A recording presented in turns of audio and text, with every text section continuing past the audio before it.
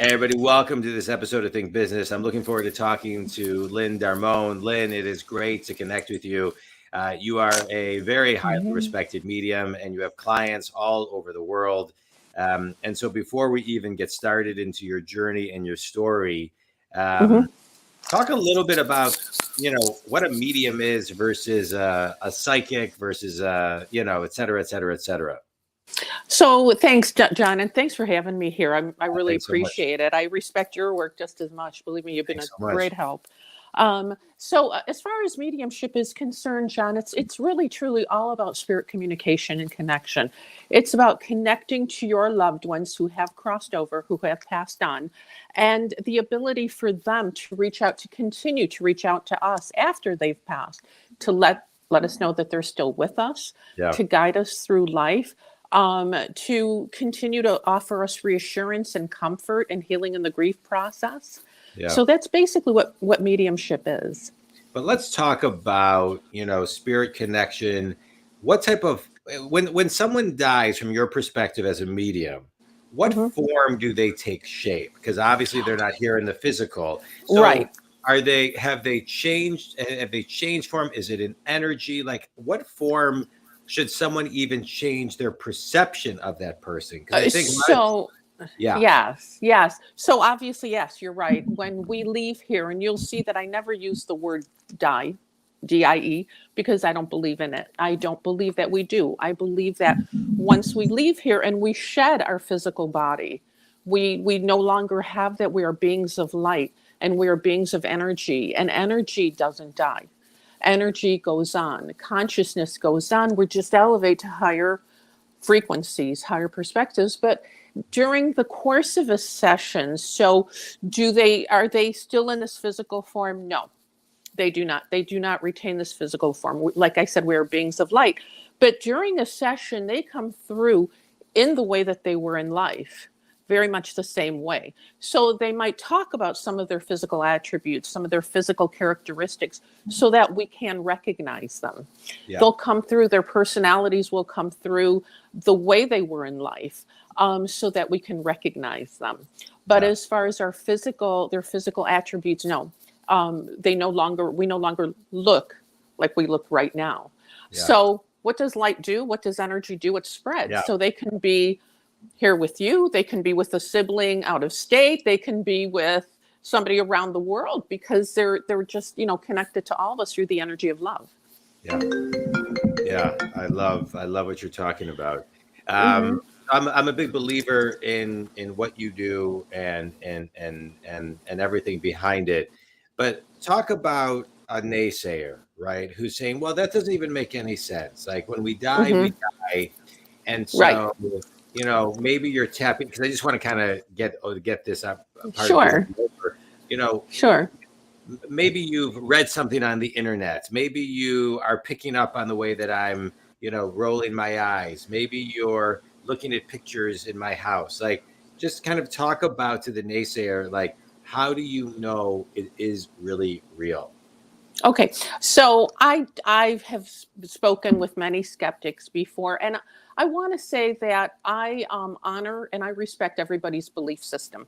I do. I honor and respect whatever level anyone is on their journey.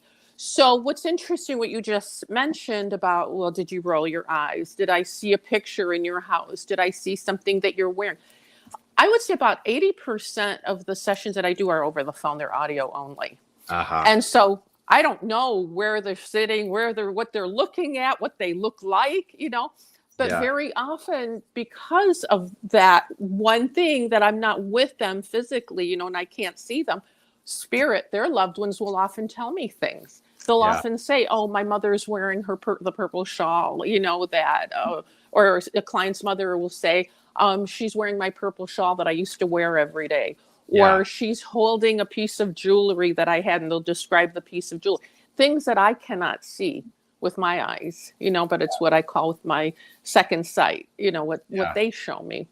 I love that. So yes, but I understand that people have trouble, sometimes some people have trouble believing this or understanding the scope of it. It's hard to wrap your head around sometimes. But through the work that I do, also what's important to me is kind of educating people and asking them to just expand their consciousness a little bit more, to trust a little bit more. And it's been interesting over the years to see some of my clients and how they've come through along on their journey with this.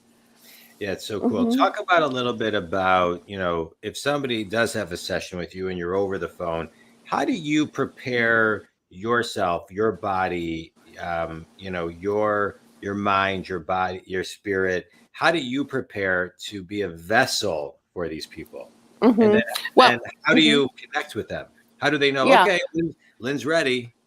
Right. Well, I do believe that our loved ones up there orchestrate everything. For example, like yesterday, I had a session with a young lady in California, and it was real interesting because as we made the appointment about a month ago, randomly, I picked yesterday. I could have been any day this week, but it was kind of random. I said, how does Tuesday sound at 3:00, the 14th? And she said, oh, perfect. Yeah, that works. Well, as it turned out, this random date that we picked, or that I was guided to choose for her, was her birthday. It was her birthday. And so her father came through with a bouquet of red roses, which for me is symbolic of a birthday or an anniversary. So whenever I see red roses, for example, I say, okay, there's got to be a birthday and anniversary. So I ask him, when?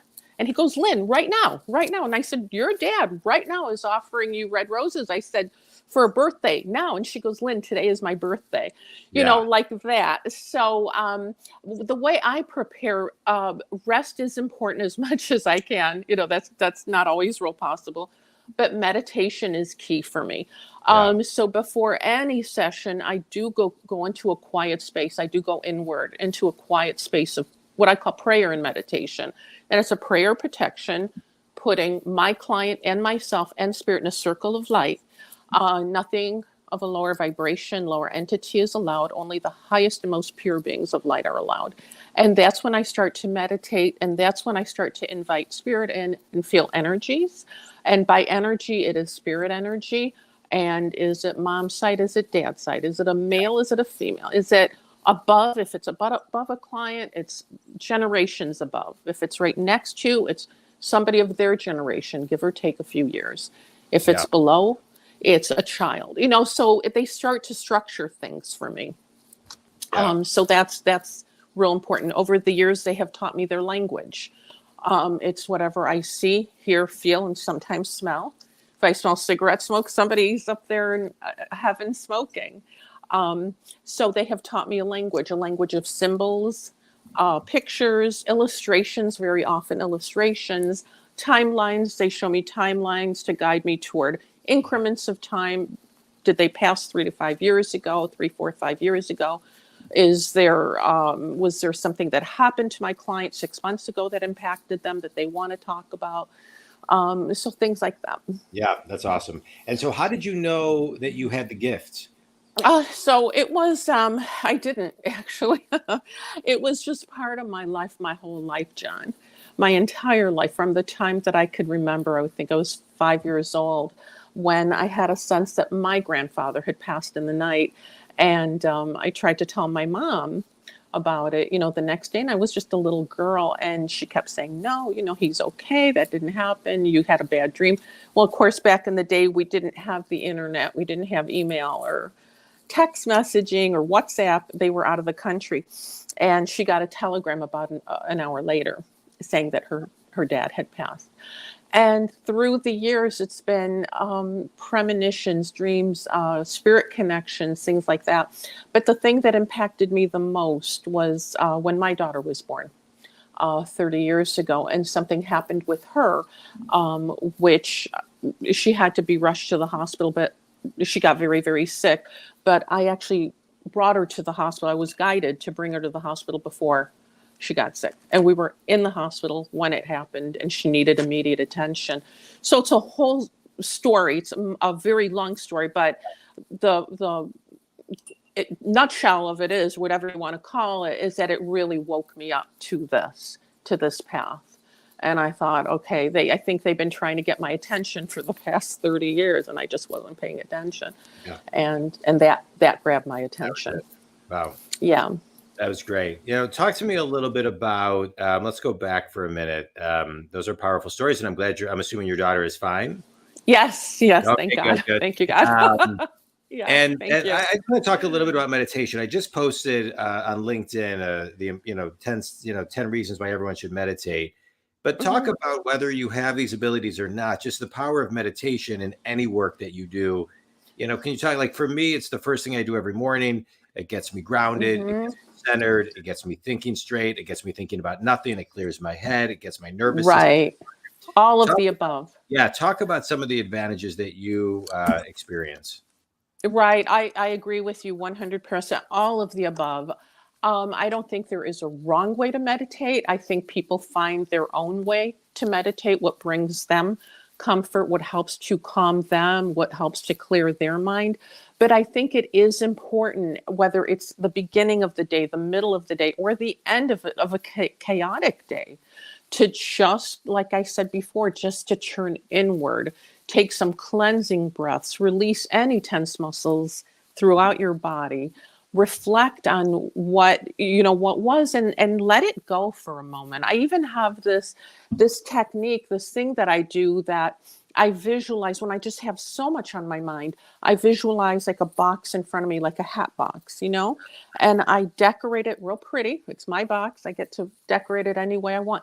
And I put everything in the box that is up here: my bills, my paperwork, clients, my children, numbers, financial things, just everything that's running around in my head. I put it in the box, and I put a lid on the box, and I tie it with a beautiful ribbon, and I visualize myself putting it outside my door.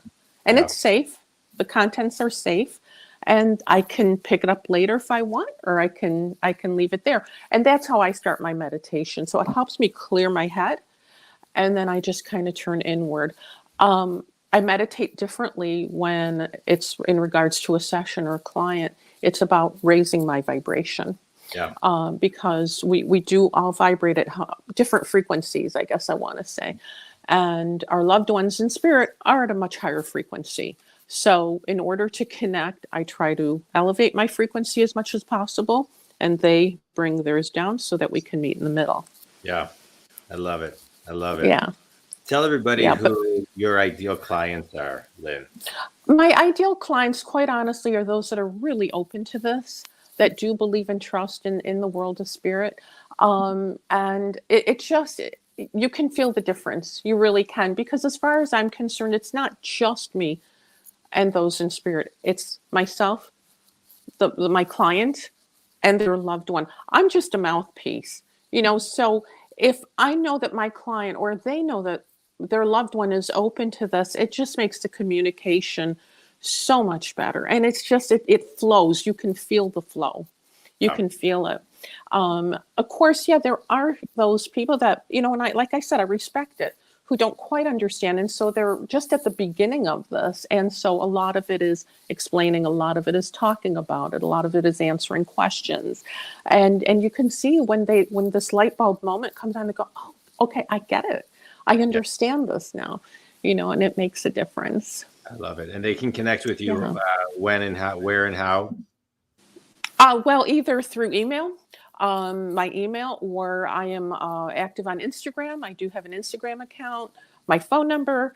I'm not hard to get a hold of. Okay. Yeah.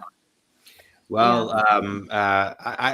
I really appreciate you taking time to be on the show today, Oh, because thank you for I having think me. This is great. your gift, mediumship, has been great for me, especially to let go of things for those who have passed and to communicate with the loved ones that I've had. And so That's I've great.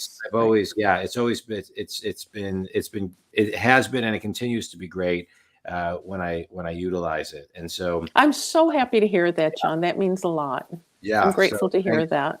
thanks so much for Yeah. sharing your gift today. Think community. If you're looking to kind of connect, as Lynn said, with with other spirits who have passed, and you're looking to figure out kind of maybe something that's you can't get past, and somebody from another frequency can help you, Lynn is your conduit to that. Lynn, I I appreciate you. appreciate Yeah, that. I appreciate you taking time Thank to be on the you. show. Thanks Thank you so so much. much. And Thank you, Jon. yeah, of course, always good to see you. You too. Thank you so much. Thanks for having me. And it's great. It's just Yeah, great knowing you and connecting with you as well. You've I helped me a lot. So I well, appreciate that. appreciate it. Thanks so much. Thanks, everybody. Thanks. Okay. You take care. You Thanks, too. Jon. Bye-bye.